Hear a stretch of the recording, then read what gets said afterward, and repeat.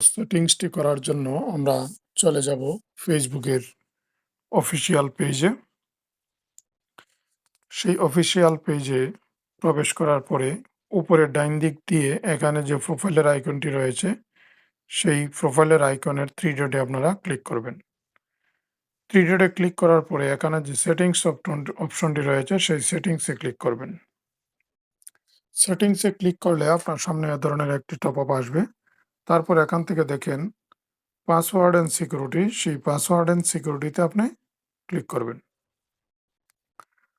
Password and সিকিউরিটিতে click করলে এ ধরনের একটি টপআপ আসবে। আপনারা একটু নিচে যদি যান তাহলে দেখবেন এখানে আছে পাসওয়ার্ড অ্যান্ড সিকিউরিটি। সেই পাসওয়ার্ড অ্যান্ড সিকিউরিটিতে আপনারা ক্লিক করবেন। পাসওয়ার্ড অ্যান্ড সিকিউরিটিতে ক্লিক করলে এখানে দেখতে পারবেন টু ফ্যাক্টর অথেন্টিকেটর। এই যে এখানে দেখতে পাচ্ছেন টু ফ্যাক্টর অথেন্টিকেটর, সেই টু ফ্যাক্টর অথেন্টিকেটরে আপনারা ক্লিক করবেন। টু ফ্যাক্টর অথেন্টিকেটরে ক্লিক করলে এখানে দেখেন দেখাবে আপনার যে প্রোফাইলটি রয়েছে। আমার এখানে ২ টি প্রোফাইল, একটা ইনস্টাগ্রাম, একটা ফেসবুক। আপনি ফেসবুকে ক্লিক করবেন। ফেসবুকের যে প্রোফাইলটি আছে এখানে ক্লিক করলে দেখেন আপনার সামনে সেই সিকিউরিটির অপশনটি এখানে শো করবে। এখান থেকে SMS on or WhatsApp, SMS or হোয়াটসঅ্যাপে ক্লিক করে এখানে থেকে নেক্সট করে দেব। নেক্সট করলে আপনার এ ধরনের একটি টপআপ আসবে। সেই টপআপে আপনি আপনার যে কাঙ্ক্ষিত মোবাইল নাম্বারটি এখানে দিয়ে দিবেন। ধরুন আমি আমার নাম্বারটি এখানে দিয়ে দিলাম।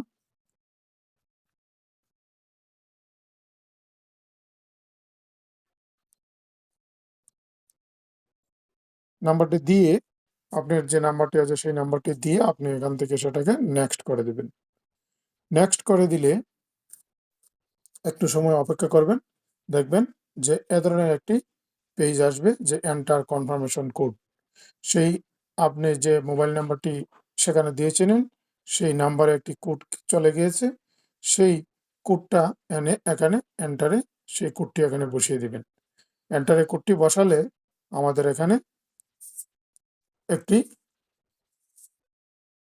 সঠিক কোডটি এখানে বসায়ে আপনি নেক্সটে ক্লিক করে দিবেন। নেক্সটে ক্লিক করলেই আপনার সেই নাম্বারের মাধ্যমে আপনার ভেরিফিকেশনটি হয়ে যাবে এবং আপনার টু ফ্যাক্টর অথেন্টিকেটরটি চালু হয়ে যাবে। ভিডিওটি যদি ভালো লেগে থাকে তাহলে লাইক, কমেন্ট ও শেয়ার করতে ভুলবেন না।